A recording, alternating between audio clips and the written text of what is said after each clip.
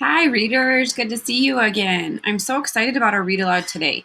It's another one that really kind of tunes into challenges that we might face daily or lessons we can learn from other people's challenges because challenges happen and they do come up in life. So let's read this together and see what we can learn from it. What genre do you think this book is by looking at the cover? I see lots of color. It's definitely not a photograph, but it looks like real people. It's not penguins talking like tacky. What do you think? Yeah, I also think it's fiction. However, I'm wondering if it's realistic fiction, and here's my evidence. I see real people with what looks like real things that are important to their culture. I see some type of statue that maybe looks Mayan or from a culture that might represent their family and their history. I see maybe it looks like an older woman and a younger girl doing something together that might be special to them and their culture. So I'm wondering if this story is going to be about something that could be true or was possibly true or based on something that was true in the past, but the actual storyline is fiction and made up. So that would be called realistic fiction. Let's read and find out. Our target for today, read it with me. I can infer the relationship between Esperanza and Abuela. Okay, so if I already go back to this cover, I already know this little girl's name must be Esperanza, and this must be Abuela because I have background knowledge that Abuela is grandma in Spanish. So our job today is to infer. So remember, that's putting together the background knowledge we have in our head with what we read in the words in the picture and the text, merging those two things, we can make a smart inference. So what can we tell about their relationship? What things is the author not directly telling us, but we can infer and tell on our own because we're such smart readers. And if we look closely at the dialogue, what's dialogue? That's right, dialogue is the talking that they do and their behavior. So if we look closely at the dialogue and their actions, their talking and their actions, what can we tell about Abuela and Esperanza's relationship? So that is our job today, readers. Keep that tucked in your brain as we read along together today. All right, here we go.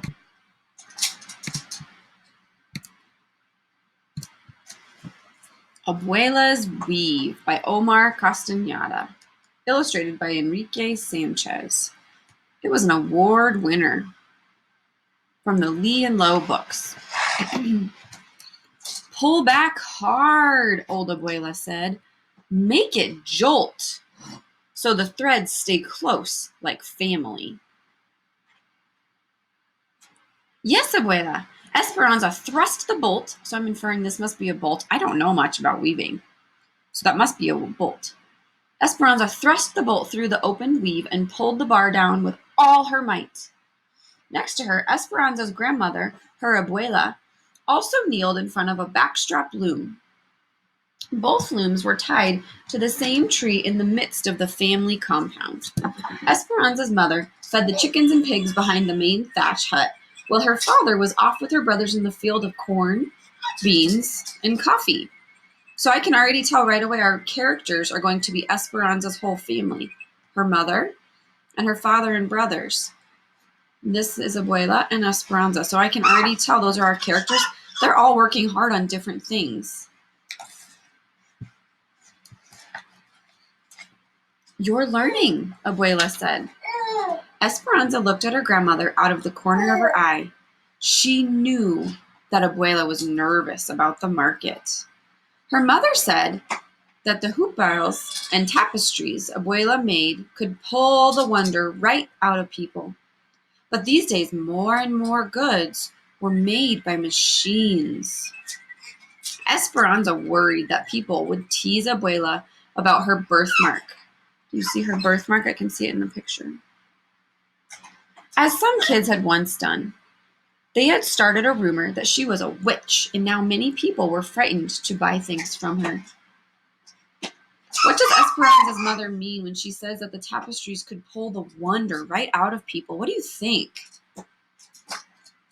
I'm inferring that pull the wonder right out of people means people will be so amazed by this weaving and these beautiful tapestries Esperanza and Abuela are making that people will just be so in awe and so amazed when you have wonder inside of you and you wonder about something. They'll put that wonder on the tapestries and be so amazed. But the author also said that Abuela was nervous because of all the machines and the beautiful things that are made with machines today. So I think I'm inferring that Esperanza's mother will still think people are going to be amazed by these, but Abuela's a little nervous that people won't like them with all the new machines making things now. Because people used to only make things by hand. Daydreaming again? Abuela asked. Yes, Abuela. Well, the old woman said gruffly, get busy because there are too few days left. You still have a lot of work to do, and there will be many other people selling the same things you have. Don't worry, Abuela. I'll be busy until we leave. And she was. Esperanza and her grandmother worked from early morning, even before the sun rose, to well past sunset, when the moon rose and the compound fire gave everything the rich smell of pine. They showed no one their work, not even Esperanza's mother, because it was a special thing that they wove. Ooh, I'm really wondering what it is that they're weaving that's so special. They wanted to wait for the Fiesta del Pueblos in Guate to reveal it. Look at this interesting, beautiful tree that has some type of historical markings and showing one of those statue faces that we saw in the beginning. I'm seeing a lot of culture and a lot of symbols and a lot of representation of Esperanza Abuela and what's important to their culture. Soon the day arrived.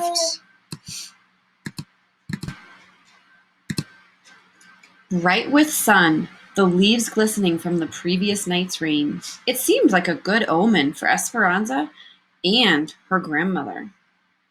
Do you have background knowledge of what omen might mean?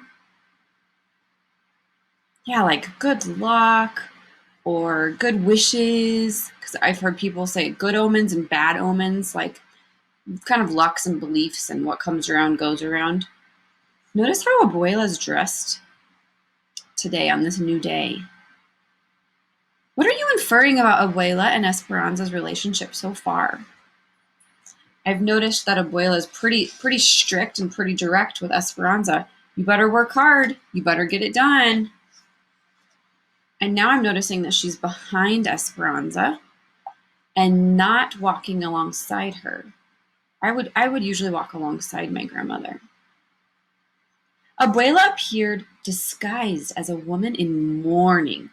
Not mourning like when the sun comes up. This kind of mourning that's spelled mourning is sadness. Someone who's mourning has just lost someone or something very special to them. So she's dressed in mourning, like she's lost someone or something. I wonder why. Dressed in black, she wrapped a long black shawl around her shoulders and across her face so that only her eyes appeared to the world. However, Esperanza wore her favorite hupao. It was a white blouse with red, blue, and green threads in the rectangular collar. Under that, the colors blend into silver and blue, and hidden within the intricate designs of the blouse were tiny quetzals flying freely in the threads, the way they once flew in the forests of Guatemala. Oh, so now we know that it's definitely taking place in Guatemala. Why do you think Abuela is dressed like that, readers? I wonder. Let's read on to find out. She carried on her head a large straw basket full of her hupaos, tablecloths, skirts, and the special tapestry. Esperanza walked steadily down the dirt avenue of Santa Cruz to get to the highway where the Guate bus would pick them up. Abuela walked several paces behind. So interesting that Abuela is walking behind and making sure to stay behind Esperanza and not alongside her. I'm still wondering why. She insisted that they pretend they did not know each other. Oh, interesting. Why? This way, if my birthmark frightens customers, they will still buy from you, Abuela explained. Oh, wow. That's so sad that people would treat Abuela different because of her birthmark. But that's really caring of Abuela to try and distance herself from Esperanza so that they could maybe each individually have success selling their beautiful work in case people are afraid to buy from Abuela. I'm wondering if she's dressed like that to cover her birthmark. When the bus came, Abuela did not even help lift the heavy basket to the boys, who strapped bags onto the roof of the bus. Inside, they sat 3 seats apart, as if they were strangers, people living in different villages, people with no ancestors in common. When they arrived, the noise in the city was deafening. Large buses roared down the narrow streets, emitting clouds of black fumes. Horns blasted and people hurried roughly down the sidewalks. This is definitely different than where they live, out kind of in like farm and working country. Esperanza wanted more than anything to get off the Sexta Avenida, where people jammed the walkways and hawkers yelled from their shops or from the hundreds of carts blocking the sidewalks and streets. She felt trapped. Her lungs ached from the automobile and bus fumes, and her ears rang with the sounds of screeching brakes, horns, shouting, and the whistles of policemen. Esperanza walked quickly, the basket steady upon her head, her mind trying to focus away from the commotion and onto the stalls set up for the fiesta in El Parque Central. Do you see Esperanza and Abuela in the pictures? Do you think that Abuela should be helping Esperanza with that heavy basket? Why? Why not? Esperanza is definitely younger. Might be hard on Abuela's back. And do you remember what Abuela said? Why is it that she's distancing herself from Esperanza and she doesn't want any reason for people to think that they're going together? That's right. In case her birthmark frightens away customers, she's actually trying to protect Esperanza, even though it doesn't look like it, right? It looks like she's not being very helpful. She walked furiously, zigzagging to get down the Avenida Ocho or the Septima Avenida, where the noise was less, when she suddenly stopped to see if Abuela was still following behind. Can you guys spot Abuela in that picture? That's right, there she is. She looked for a familiar face among the bobbing heads, the baskets, the helmets, and hats. She wanted to catch just a sight of her grandmother's shawl, like a blackbird, hopping from branch to branch in a forest of people. But she could not find her. Esperanza continued to the market, hoping that Abuela would eventually find her there among the other merchants. I hope they don't lose each other. The stalls were already filled when Esperanza arrived. Old men and women nearby shooed her away or ignored her when she asked for help. Why do you think they're doing that? If she's come to sell goods that she has spent time making, just like all these other people who are set up in the market, why do you think they're shooing her away? Yeah, I think it's because she's a kid. And I remember being a kid when I would maybe try to order something at a restaurant or a counter or a store, and the adults would look past me towards the other adult who was behind me, and it maybe not have even been my parents or my grandparents with me. And I remember being so frustrated, thinking, hey, just because I'm a kid doesn't mean I can't order or I can't do this too. So I'm wondering if that's why that background knowledge in my experience is making me have a connection and wonder if that's why they're ignoring Esperanza. It's too bad. At last, all she could do was set her basket between the narrow slats of 2 stalls. On one side, a family from Antigua sold pottery, reproductions of Mayan crafts, and clothing loomed in one of the many factories. The women on the other side sold long bolts of cloth, musical instruments, and decorative bags. The bags all had zippers machined in the capital and long handles of colorful plastic. Everything was beautiful, Esperanza thought. She thought that no one would buy anything from her. She and her grandmother would return to Santa Cruz with no money, the long hours wasted, and the family disappointed. So what's the problem here? What do you hope will happen for Esperanza? Yeah, it seems like she doesn't have a setup like other people. She doesn't have a table. It seems like people are ignoring her so far. What do you predict is going to happen, reader? If there's someone near you, tell them. If you have a dog or cat near you, whisper to them. I predict this is what's going to happen, and here's why. What do you predict is going to happen? Esperanza sadly took out her wares to hang them one by one on long splinters in the slat wood on either side. She felt terribly alone. Even her poor Abuelita was nowhere to be seen. The people slowly started to notice. They pointed at the elaborate weaving. I have background knowledge that elaborate means really detailed. Tourists and Guatemalans alike drew closer to her tiny place and looked up with wonder at the beautiful work in front of them. The large tapestry blossomed with the images of Guatemala.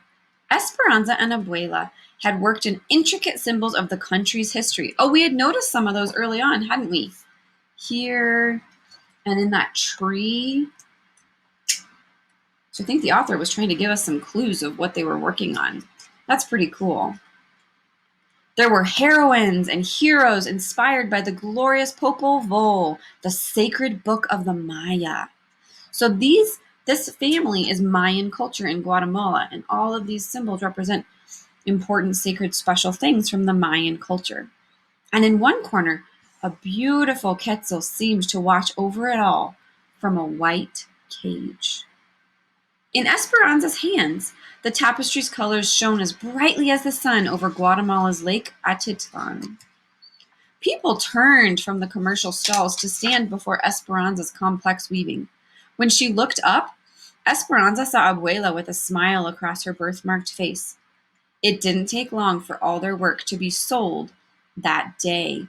The people were disappointed when all was gone, but Esperanza promised to return with new things the following month. Oh, I can infer Abuela is feeling really safe and proud because she's taking off her cloak and she's revealing her birthmark. I can also tell in her relationship with Esperanza. How do you think she feels about Esperanza right now? So proud. I agree. So proud. And on the way back to Santa Cruz, grandmother and granddaughter sat side by side, yay, instead of behind her. Esperanza's smooth and nimble fingers held tightly to Abuela's wrinkled old hands. What a cool connection. Esperanza's smooth hands tell me she's young and she has youth and energy, and she's going to be able to continue to carry on Abuela's traditions of making these beautiful tapestries. Does this text seem to fit the theme of facing challenges that we've been reading in other books like Miret and the High Wire? Yeah. Esperanza and Abuela were facing the challenge of, are people still going to love our work even though in modern times there's machines that can make things? Are people going to be afraid to buy things from Abuela because of her birthmark? Is Esperanza going to be able to carry on Abuela's tradition of making these beautiful pieces of work? It sure sounds like Abuela and Esperanza showed some grit, persevered, and did their very best, don't you think? Yeah, I think so too, readers. That was such a special book. I love books that teach us about culture. And I still think it was probably realistic fiction because all of those things are true, and those are historically true symbols and colors and traditions and ways of living. And it may have not been actually what happened with these two characters, but it's very possible that it could be a true story and it's based on historical facts. So that would be our realistic fiction or historical fiction either. So what did you think about their relationship? Did you notice how Abuela was starting to put a lot of trust in Esperanza in this next generation of kids in their family? I noticed a lot of trust. I really love that. What can you infer about how Esperanza feels about her Abuela? Yeah, she really loves her if she's trying to carry on these traditions for her and they sit side by side and they're able to hold hands in the end. I agree, readers. I'm really proud of your reading today, your thinking with me. Thanks for joining me, and I can't wait to see you next time. Have a great day. Bye.